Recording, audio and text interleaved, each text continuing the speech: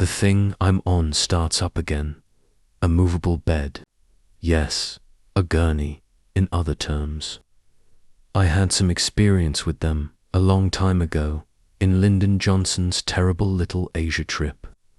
It seems to me that I am in a hospital, that something awful has occurred to me, such as the explosion that nearly neutered me 23 years ago, and that I will have surgery. There are many replies in that thought, most of which are sensible, yet I am not injured anywhere, except it's so dark that for a while I'm not sure how long I think I'm still unconscious. Then, gradually, I realize that unconscious persons do not have the impression of moving through the dark, accompanied by a faint, rhythmic sound that can only be a squeaking wheel. And I can feel contact from the top of my head to the balls of my feet. I smell something that could be rubber or vinyl. This is not unconsciousness. There is something else. To what end? These sensations are too realistic for a dream. Then, what is it? Who am I? And what is happening to me? The squeaky wheel breaks its idiotic rhythm, and I stop moving. There's a crackle around me from the rubbery smell. A voice asks, which one did they say? A pause. Second voice. 4, I believe. Yes, 4. We begin to move again, albeit quite slowly. I can hear a faint scuff of feet, most likely in soft-soled shoes or trainers. The people who own the voices also own the shoes. They stopped me again. There is a thump, followed by a faint whoosh. It sounds like a door with a pneumatic hinge being opened. What's happening here? I yell, but just in my brain. My lips do not move. I can feel them along with my tongue, which is sitting on the floor of my mouth like a stunned mulbert. I can't move them. The thing I'm on starts up again. A movable bed. Yes, a gurney, in other terms. I've had experience with them for a long time. In Lyndon Johnson's bleak little Asian escapade. It seems to me that I am in a hospital, that something awful has happened to me, like the explosion that nearly neutered me 23 years ago. I'm all right other from being terrified. And why can't I see these orderlies as they wheel me into a surgical room? Why can't I speak? A third voice says, over here, boys. My rolling bed has been pushed in a new direction, and the question on my mind is, what kind of a mess have I gotten myself into? Doesn't it depend on who you are? I ask myself. But that is one thing. At the very least, I feel I know. I am Howard Bell. Some of my colleagues refer to me as Howard the Conqueror, and I work as a stock trader. Second voice from just above my head. You're looking very pretty today, Doc. Fourth voice, female and cool. It's always good to feel validated by you, Rusty. Could you just hurry up a little? The babysitter expects me to return by 7. She has agreed to eat with her parents, back by 7. It's still the afternoon or early evening, yet everything is black in here, black as your hat, black as a woodchuck's arsehole, black as midnight in Persia, and what's going on? Where had I been? What have I been doing? Why haven't I been working the phones? Because it's Saturday. A voice from deep below murmurs, you were, were, a noise, WHOCK, a sound I adore, a sound that I practically live for, the sound of, what? Of course, the head of a golf club, hitting a ball from the tee. I stand there, watching it fly out into the blue. I am seized by the shoulders and calves and raised. It startles me terribly, and I try to scream. There is no sound coming out. Or perhaps one does, a tiny squeak far smaller than the one made by the wheel underneath me. Perhaps not even that. Perhaps it's just my imagination. I'm thrown into the air in a black envelope hay, Don't drop me. I've got a bob back. I try to say, but again, there is no movement of the lips or teeth. My tongue continues to lie on the floor of my mouth. The mole may be not only stunned, but dead. And now I have a dreadful notion, one that raises my fear to the level of panic. What if they put me down the wrong way and my tongue slides backward and shuts my windpipe? I will be unable to breathe. That's what they mean when they say someone swallowed his tongue, isn't? Second voice, Rusty. You'll like this one, Doc. He looks like Michael Bolton, female doctor. Who is that? Third voice sounds like a young male, not much older than a teenager. He's this white lounge singer who wants to be black. I do not think this is him. There's laughing, with a female voice joining in a little doubtfully, and when I'm seated on what appears to be a padded table, Rusty begins some fresh cracky seems to have an entire stand-up routine. I lose this moment of hilarity in a flash of fear. I won't be able to breathe if my tongue stops my windpipe. That's what just came to mind. But what if I'm not breathing right now? What if I die? What if this is what dying is like? It suits. It fits everything with an unsettling prophylactic snugness.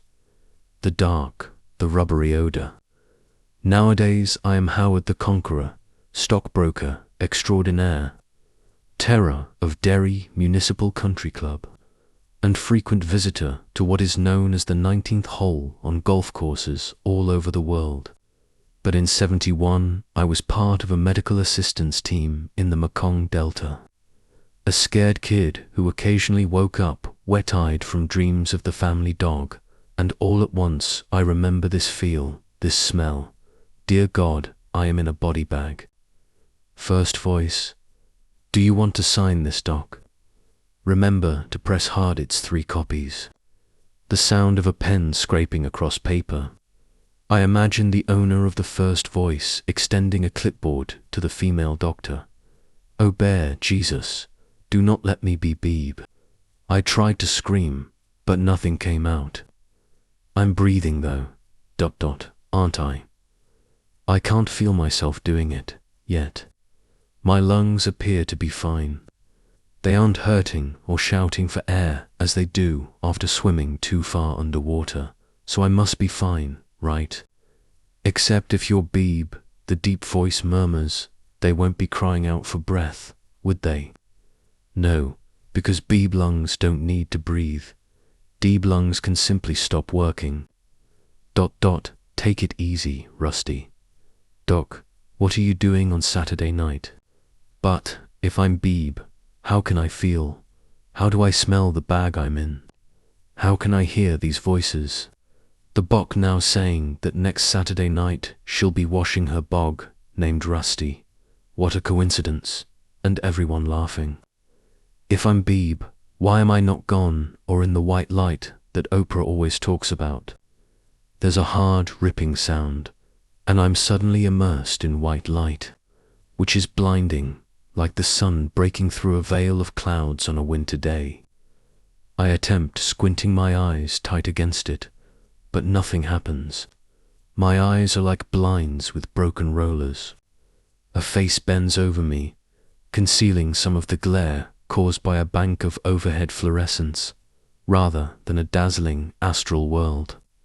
The face belongs to a young, conventionally gorgeous man of approximately 25. He resembles one of those beach beefcakes from Baywatch or Melrose Place. However, they are marginally smarter. He has a lot of dark black hair beneath a haphazardly worn surgical greens cap. He is also wearing a tunic. His eyes are crystal blue, the type of eyes that girls supposedly die for. There are dusty arcs of freckles high on his cheekbones. Hey gosh, he says. This is the third voice. This dude bows resembles Michael Bolton, perhaps a little too lengthy for the old tootharoo. He leans in. One of the flat tire bins on the neck of his green tunic tickles my forehead. But yes, I see it. Hey Michael, sing something, help me, is what I'm attempting to sing, but all I can do is look up into his dark blue eyes with my frozen dead man stare, wondering if I am a dead man. If this is how it happens, and if this is what everyone goes through when the pump fails. If I'm still alive, how come he hasn't noticed my pupils contracting when the light hits them? But I know the answer to that. I guess I do. They do not enter into contracts. That explains why the fluorescent glare is so uncomfortable. The tie tickled my forehead like a feather. Help me, I shout at the Baywatch beefcake, who is most likely an intern or a med school brat. Help me, please. My lips do not even tremble. The face relaxes, the tie stops irritating, and all that white light floods my helpless tool look-away eyes and brain. It's a horrible feeling, like being raped. I believe I will go blind if I had to stare at it for an extended period of time, and blindness will be welcome. Hawk, the sound of the driver hitting the ball, but a little flat this time, and the sensation in the hands is unpleasant. The ball is in the air. However, we are veering. I'm veering off, leaning towards. Shit. I'm in the rough. Another face moves into my frame of vision. A white tunic instead of a green one beneath it, with a large disorderly mop of orange hair above. My initial opinion is that they have a high distress sales IQ. It could only be Rusty. He's wearing a huge idiotic grin that reminds me of a high school guy with a tattoo, reading Born to Snap bra straps on one wasted bicep. Michael, Rusty claims. Geez, you're looking good. This is an honor. Sing for us, big boy. Sing your dead ass off. The doc's voice comes from behind me, chilly, and no longer amused by my shenanigans. Quit it, Rusty. Then, in a slightly different direction, what's the story, Mike? Mike is Rusty's partner, and his voice is the first one heard. He seems slightly ashamed to be working with a man who aspires to be Andrew Dice Clay when he grows up. I found him on the 14th hole at Derry Muni, off the course amid the rough. If he hadn't just played through the foursome behind him, and they hadn't noticed one of his legs sticking out of the pucker brush, he'd be an ant farm by now. Hawk, I hear that sound in my brain again, but this time it's followed by a much less pleasant sound, the ruffle of underbrush as I sweep it with my driver's head. It would have to be 14, as there is supposedly poison ivy. Poison ivy, and Rusty is still staring down at me, foolish and ardent. He is more interested in my likeness to Michael Bolton than in death itself. Oh, I'm aware of it and have not hesitated to use it with certain female clientele. Otherwise, it becomes old quickly. And in these conditions, Gob, who is the attending physician, the lady doctor asks, "Was this Kazelian?" "No," Mike responds, briefly looking down at me. More than 10 years older than Rusty, black hair flecked with grey spectacles. How come none of these individuals recognize that I am not Beebe? There was a doctor among the foursome that discovered him, actually. That is his autograph on page 1. C. Riffle of paper, followed by Christ Jennings. I know him. He gave Noah his physical after the ark landed on Mount Ararat. Rusty doesn't seem to comprehend the humor, but he laughs into my face regardless. I can smell onions on his breath, a hint of leftover lunch smell, and if I can smell onions, I must be breathing. I must be correct, if only. Before I can finish this thought, Rusty moves in closer, and I feel a rush of hope. He has seen something. He has seen something and intends to give me God bless you, Rusty. God bless you and your onion breath. But the idiotic grin remains, and instead of placing his lips on mine, his hand creeps around my jaw. Now he's holding one side with his thumb and the other with his fingers. He is alive. Rusty cries. He's alive, and he's going to sing for the Room for Michael Bolton fan club. His fingers grip tighter, it hurts, in a distant coming out of Novocaine way, and start moving my jaw up and down while clicking my teeth together. If she's buyout, he can't see it. Rusty sings in a horrible atonal voice that would surely make Percy Sledge's head explode. She can't go RRRONG. My teeth open and close at the harsh urging of his palm, and my tongue rises and falls like a dead dog on the surface of an unsettled waterbed. Stop it. The lady doctor snaps at him. She appears to be genuinely astonished. Rusty, presumably sensing this, does not halt and continues gleefully on. His fingers are now pressing my cheeks. My fixed eyes look blindly up. When his back on his best friend, if she put him be. Then she appears. A woman in a green gown with her cap knotted around her throat and hanging down her back like the Cisco Kid's sombrero. Short brown hair pushed back from her brow, attractive but severe, more gorgeous than pretty. She holds Rusty with one short-nailed hand and pushes him away from me. "Hey!" Rusty exclaims, angry. "Take your hands off me." "Then you keep your hands off him," she replies, and her tone is clear, angry.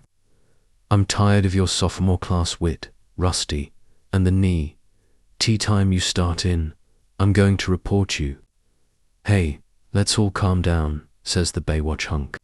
Doc's assistant. He sounds terrified, as if he expects Rusty and his boss to fight right here. "Let's just put a lid on it." "Why is she being such a bitch with me?" Rusty says.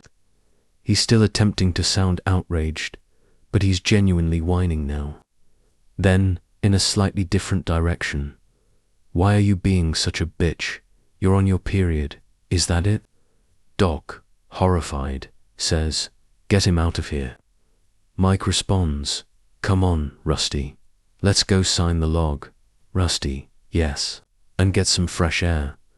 I'm listening to it all, like it's on the radio. Their feet squeaked towards the door. Rusty is now irritated and upset, asking her why she doesn't just wear a mood ring or anything to let others know. Soft shoes squeaking on tile, and suddenly that sound is replaced by the sound of my driver beating the bush for my goddamn ball. Where is it? It didn't go too far into, I'm sure of it. So where is it? Jesus, I hate 14. Supposedly there's poison ivy, and with all this underbrush, there could easily be. And then, did something bite me? Yes, I am almost certain it did. It's on my left calf, just above the top of my white athletic socks. A red-hot darning needle of pain that starts perfectly concentrated and then spreads. ... Then came darkness. Until the gurney, zipped up snug inside a body bag, listening to Mike which one bib they say. And Rusty 4, I think. Yeah, 4. I want to assume it was a snake, but maybe that's only because I was thinking about them while looking for my ball. It could have been an insect. I just recall one line of agony, so what does it matter? What counts here is that I am alive and they are unaware of it.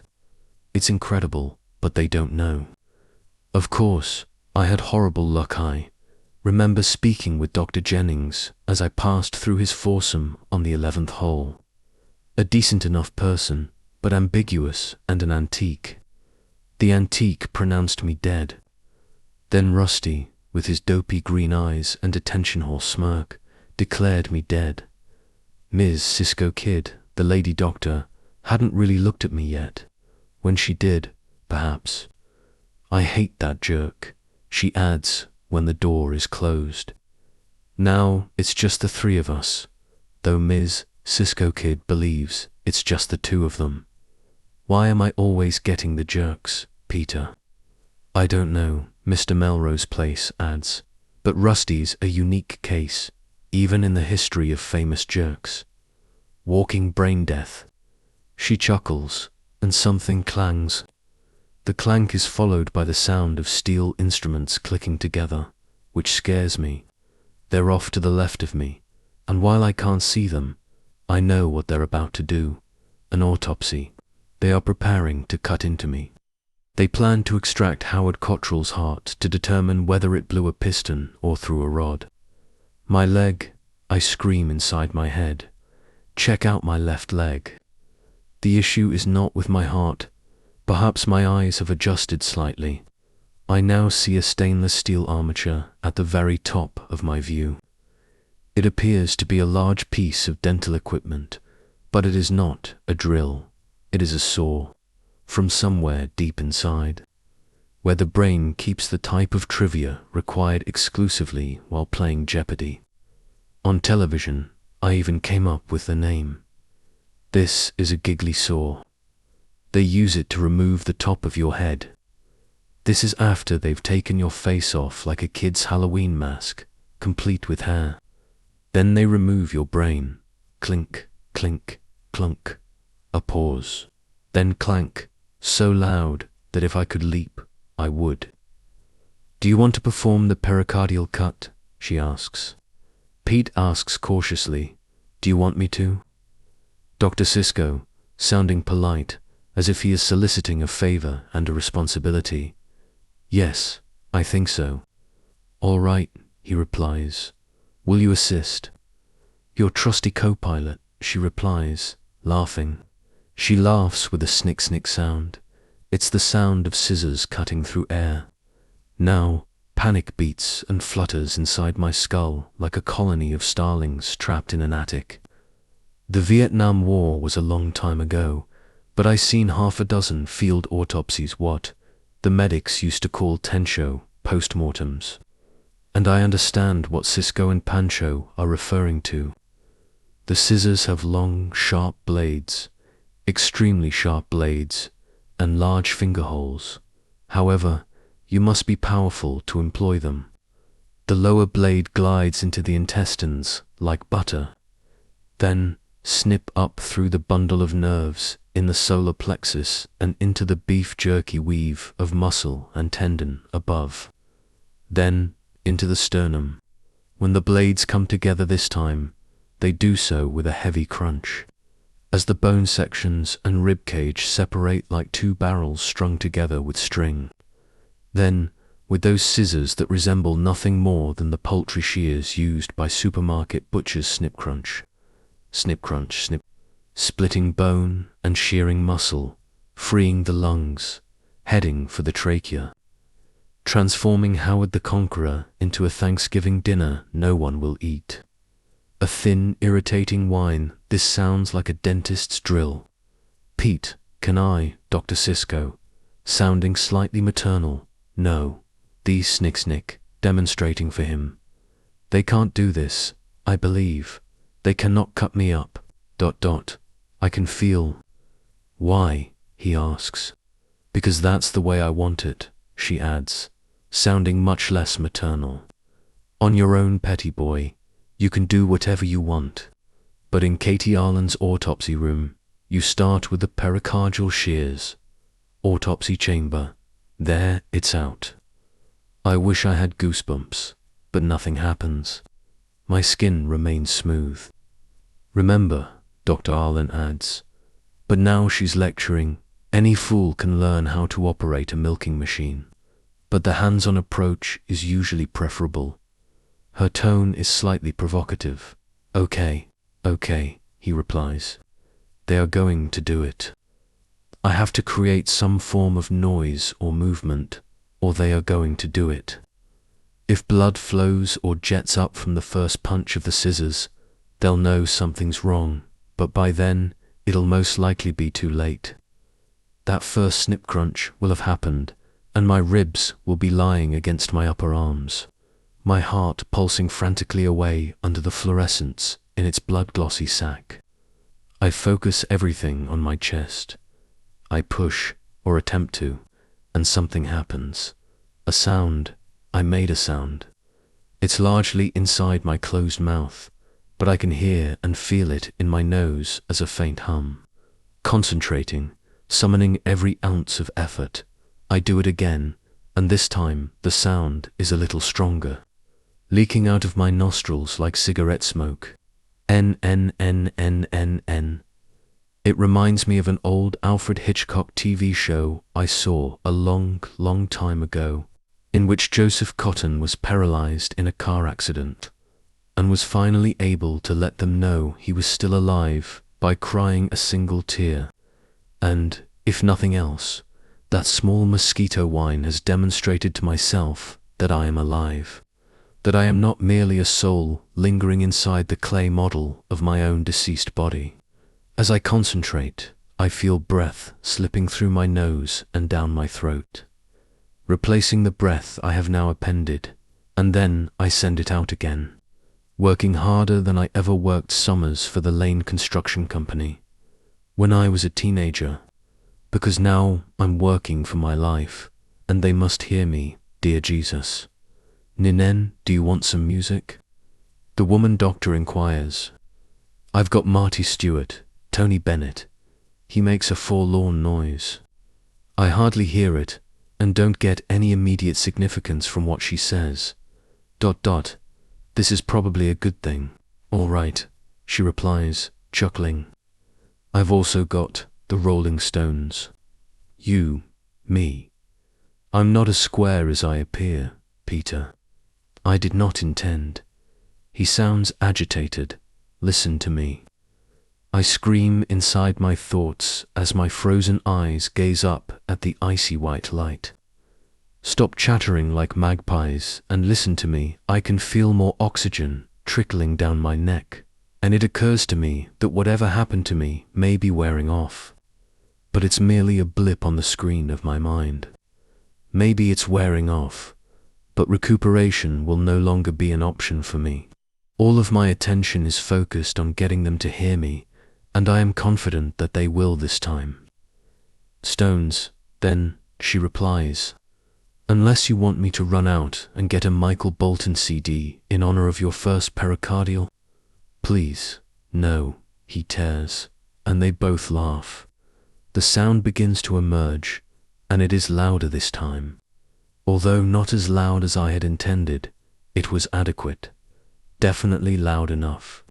They will hear, they must. Then, just as I begin to shove the sound out of my nose, like some rapidly solidifying liquid, the room is filled with a blare of fuzz-tone guitar and Mick Jagger's voice smashing off the walls. Oh, no, it's only rock and roll, but I leer. Turn it bone.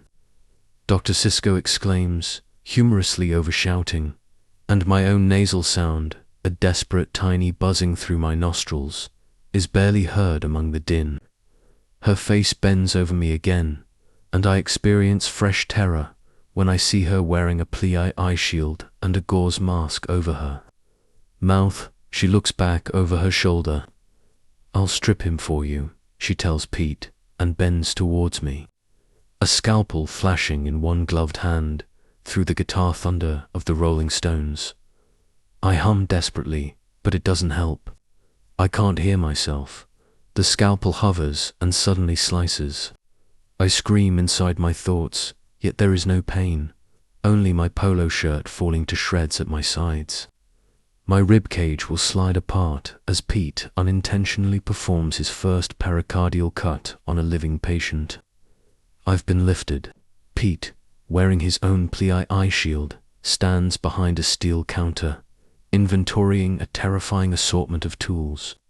The enormous scissors stand out as the most prominent.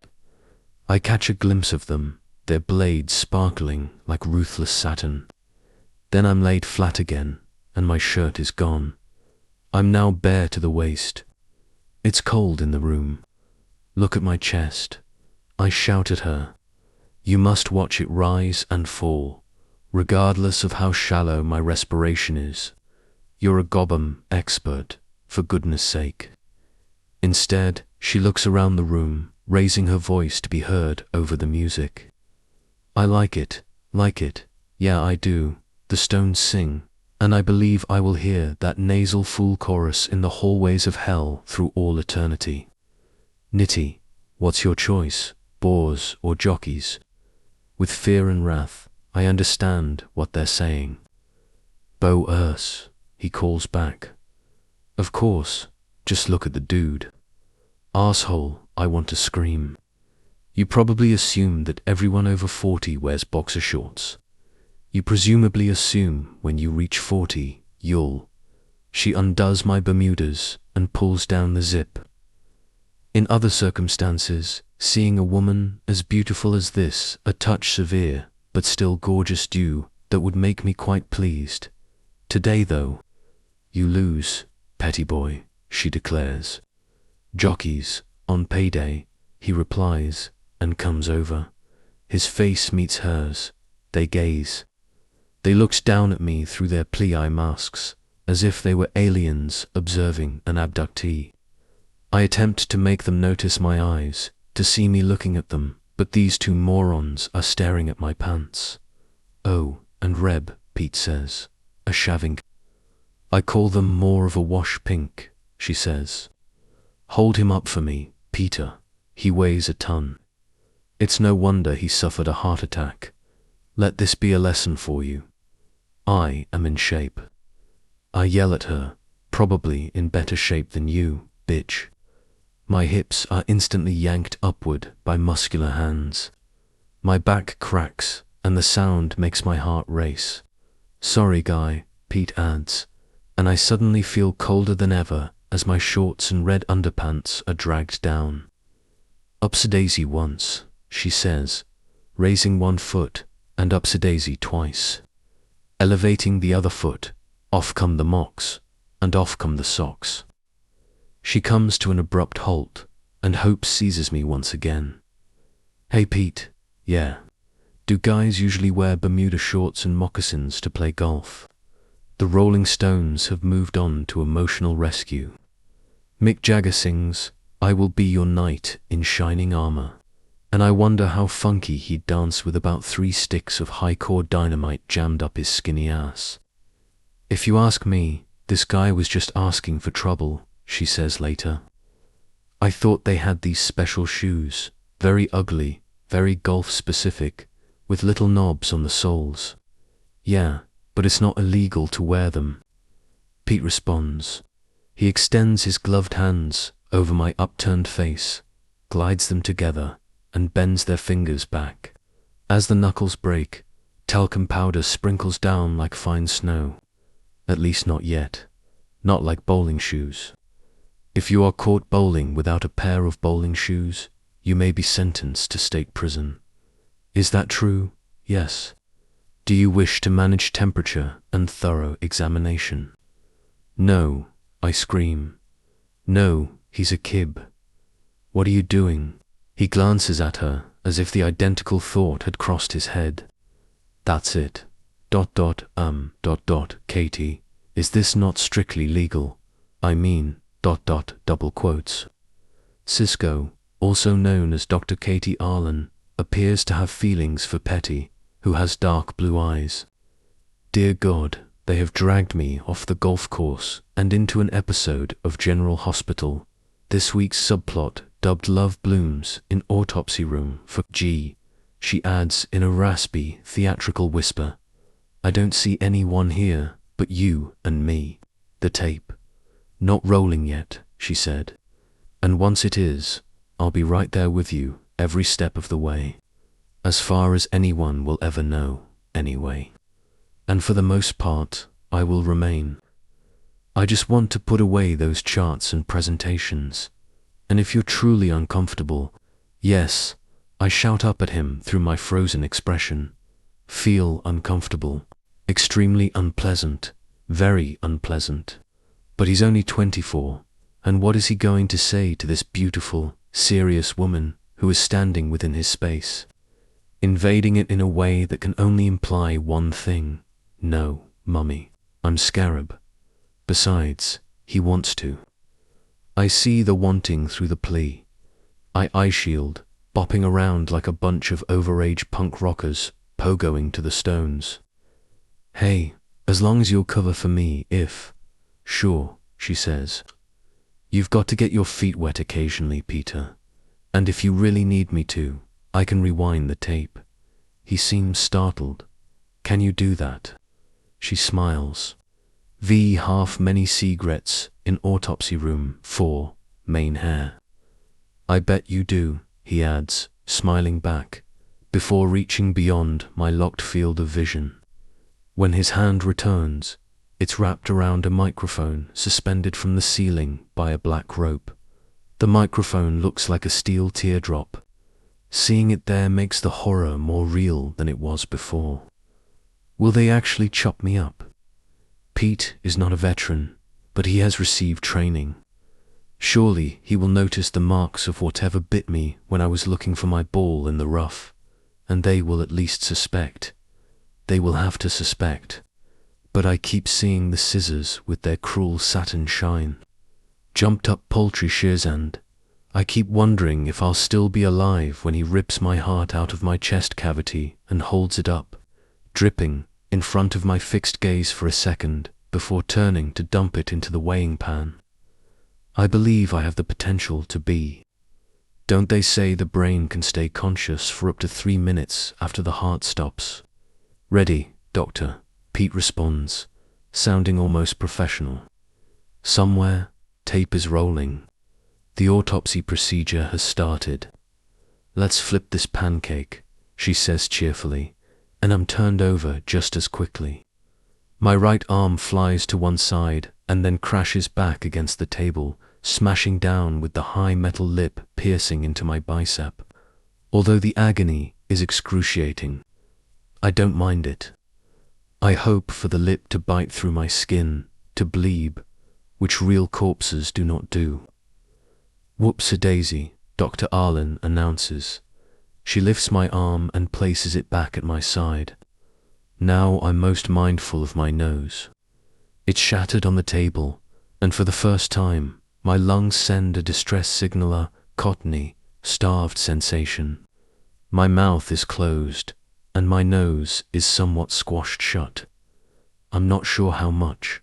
I can't really feel myself breathing. What happens if I suffocate like this?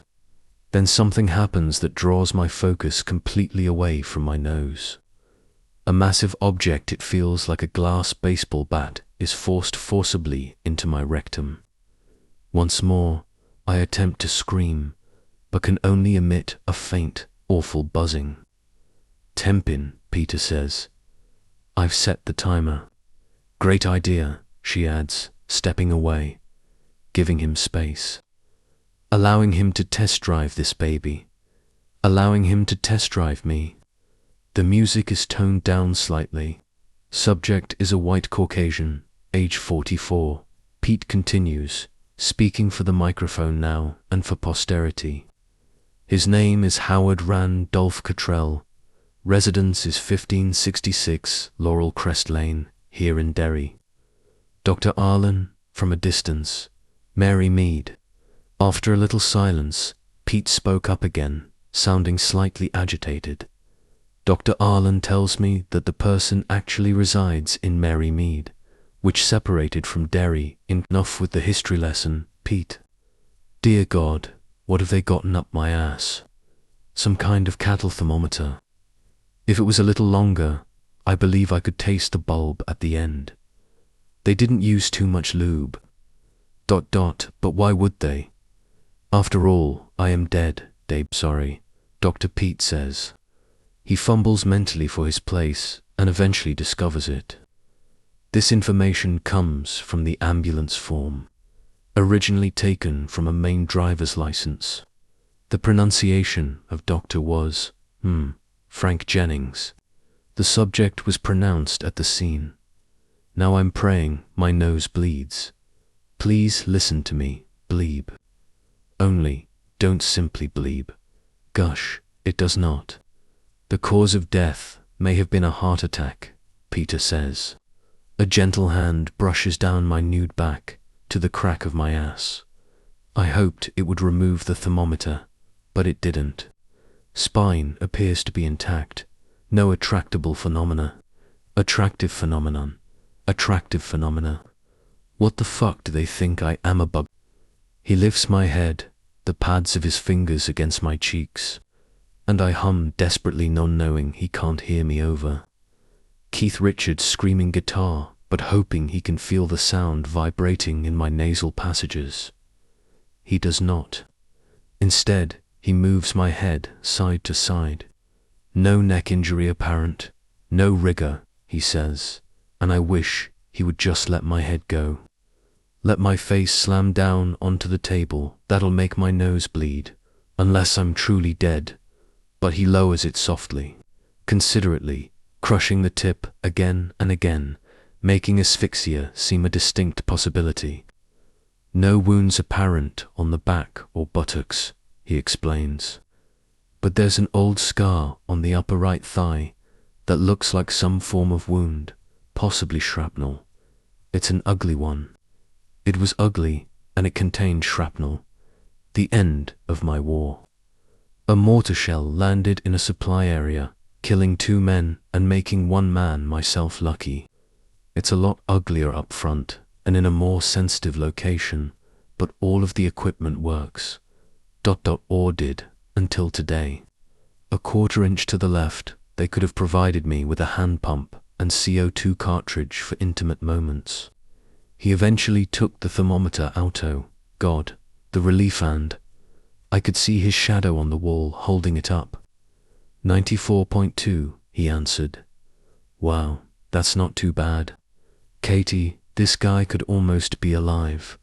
Dr. Arlen, remember where they found him? She asked from across the room. The record they were listening to was between selections, and for a brief while, I could hear her lecture-like tones clearly. Golf course, summer afternoon. If you had gotten a reading of 98.6, I wouldn't be surprised. Right, he responded, sounding chastised. Then, will all of this sound hilarious on tape? Translation, will I sound stupefied on tape? It'll sound like a teaching situation, she continued, which is exactly what it is. Okay, good, great. His rubber-tipped fingers widened my buttocks before letting go and trailing down the backs of my thighs. If I could tense, I would do so right now. I send the left leg to him. Left leg, petty boy, left calf.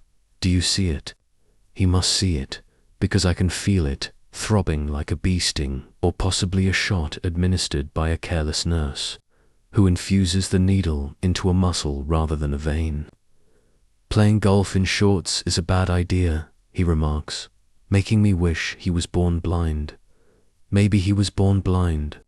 He certainly acts like it. I am seeing a variety of bug bites, chigger bites, and scrapes, ... Mike said they found him in the rough. Arlen cries out. She's generating a lot of noise. It seems like she's scrubbing dishes in a cafeteria kitchen rather than filing documents. At a guess, he had a heart attack while he was looking for his ball. Keep going, Peter, you're doing fine. I find that a highly dubious idea. Okay. More poking and prodding. Gentle, perhaps too soft. There are infected mosquito bites on the left calf, he adds, and while his touch is soft, the pain is an enormous throb that would make me scream. If I could make any sound other than the low-pitched hum. I instantly realize that the length of the Rolling Stones tape they're listening to could determine my fate. Always assume it's a tape rather than a CD that plays straight through. If it concludes before they chop me, if I can hum loudly enough for them to hear before one of them flips it over to the opposite side, I may want to check at the bug bites after the gross autopsy, she continues, but if we're right about his heart, there'll be no need. Or, do you want me to look right now? Are they worrying you? Nope, they're pretty clearly mosquito bites, Gimple the fool replies. They grow and big on the west side. He has 5. I'm 7. ... There are 8. ... G's. About a dozen on his left leg alone. He forgot his deep woods off. Never mind the off. He forgot his digitalin, he says, and they had a good laugh together, autopsy room style. This time, he flips me on his own. undoubtedly glad to employ his gym-grown Mr. Strongboy muscles to conceal the snake bites and mosquito bites all around them. I'm staring up at the bank of fluorescence again. Pete moves backward, out of my sight. There is a humming noise. The table begins to slope, and I understand why. When they cut me open, the fluids will drain downhill to collection points at the base. Plenty of samples for the state lab in Augusta, in case the autopsy raises any problems. I concentrate all of my will and effort on closing my eyelids, while he looks down at my face and cannot produce even a tick.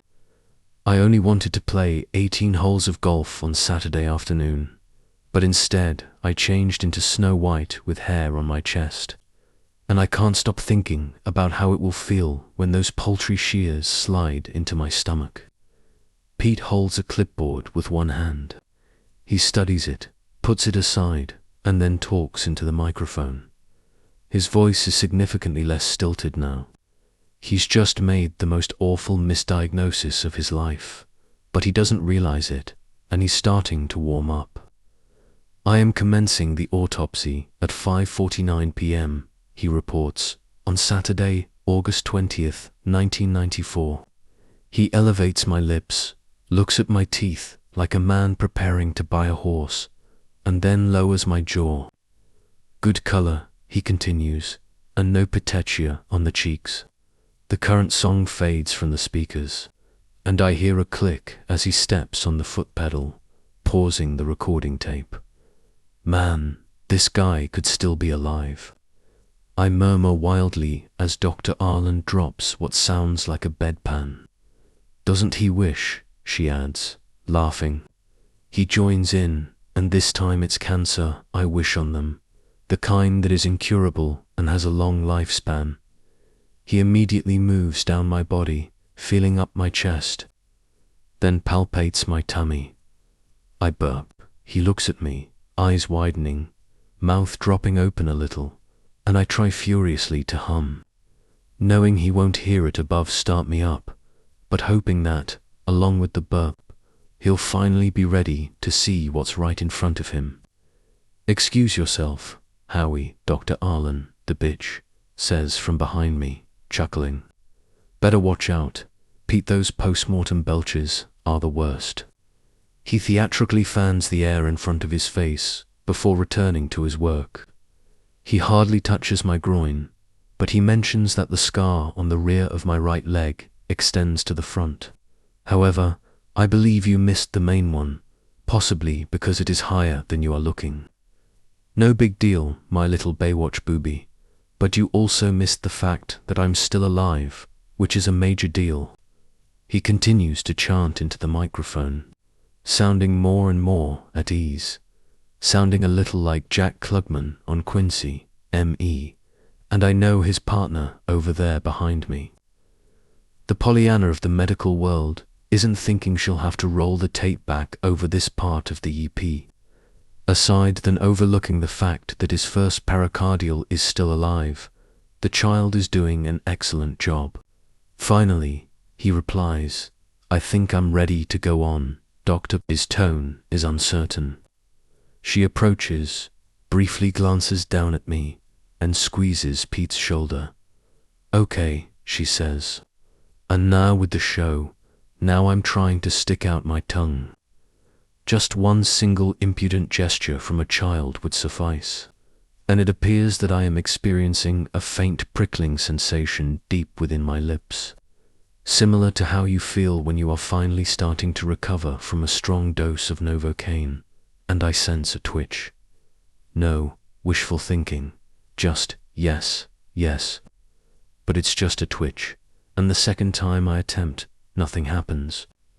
As Pete pulls up the scissors, the Rolling Stones play Hang Fire. "Hold a mirror in front of my nose," I shout at them. "Watch how it fogs up. Can't you at least do that?" Snick, snick, snicker-snick. Pete turns the scissors at an angle, allowing the light to trickle down the blade, and for the first time, I'm certain, absolutely certain, that this wild charade will continue to the conclusion. The filmmaker is not going to freeze the frame. In the 10th round, the referee will not call a stoppage. We're not going to halt for a word from our sponsors. Petty Boy is going to put those scissors into my gut while I'm lying here helpless. And then he's going to open me up like a Hort Show collection mail-order package. He looks nervously at Dr. Arlen. No, I howl, my voice echoing off the dark walls of my cranium, but not coming out of my mouth. No, please no, she nods. Go ahead. You'll be fine. Would you like to turn off the music? Yes, turn it off. Does it concern you? Yes. It is bothering him. It has utterly fucked him up, and he believes his patient is Beeb. Well, sure, she answers before vanishing from my frame of vision.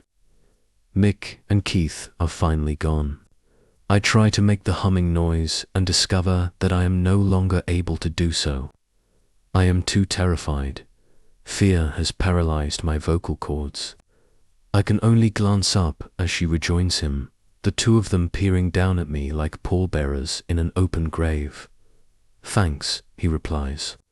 Then he takes a deep breath and lifts the scissors, commencing pericardial cut. He carefully brings them down. I see them, see them, then they disappear from my field of vision. A long time later, I feel cold steel press against my exposed upper belly. He casts a suspicious look at the doctor. Are you sure you don't? Do you want to make this your field or not, Peter? She inquires with some asperity. You know I do, but then cut. He nods, his lips hard. I'd close my eyes if I could, but I can't. All I can do is steel myself against the pain that's just a second or two away, ready myself for the steel. Cutting, he explains, bending forward. Wait a second, she cries. The pressure just below my solar plexus eases little. He looks around at her, astonished, upset, and possibly relieved that the vital moment has been postponed. I feel her rubber-gloved hand move around my penis, as if she planned to give me some strange handjob, safe say, with the dead. And then she says, You missed this one, Pete. He leans over to examine what she discovered. The scar in my crotch, at the very top of my right thigh, a glassy bowl in the skin. Her hand is still holding my cock, holding it out of the way. That's all she's doing. As far as she's concerned, she might as well be lifting up a sofa cushion so someone else can see the treasure she's found beneath it. Misids. A lost wallet, possibly the catnip mouse you I haven't been able to locate, but something is happening. Something is happening, dear wheelchair Jesus, riding a chariot-driven crutch. And look, she adds. Her finger traced a tiny, tickly line down the side of my right testicle. Look at these hairline scars. His testes must have grown to almost the size of grapefruits. Lucky he didn't lose one or both. I bet you bet your you-knows, she adds, laughing that slightly suggestive laugh again. Her gloved hand loosens, shifts, and firmly pushes down, attempting to clear the viewing area. She is doing by accident what you would spend $25 or $30 to have done on purpose. Under different situations, of course. This is a combat wound, I believe. Give me that magnifier, Pete. But shouldn't I? In a few seconds, she explains. He's not going anywhere. She is completely absorbed by what she has discovered. Her hand is still on me, pressing down, and what happened appears to be continuing, although I could be mistaken. I must be incorrect, otherwise he would see it, and she would feel it. She bends down, and all I can see is her green-clad back, with the ties from her cap falling down like weird bunches. Oh my goodness, I can feel her breath on me down there. Notice the outward radiation, she says. It was a blast wound. Of some way, possibly 10 years ago, We might check his military records. The door smashes open. Pete cries out, surprised.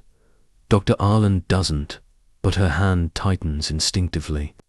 She grabs me again, and it all feels like a horrible version of the old naughty nurse fantasy.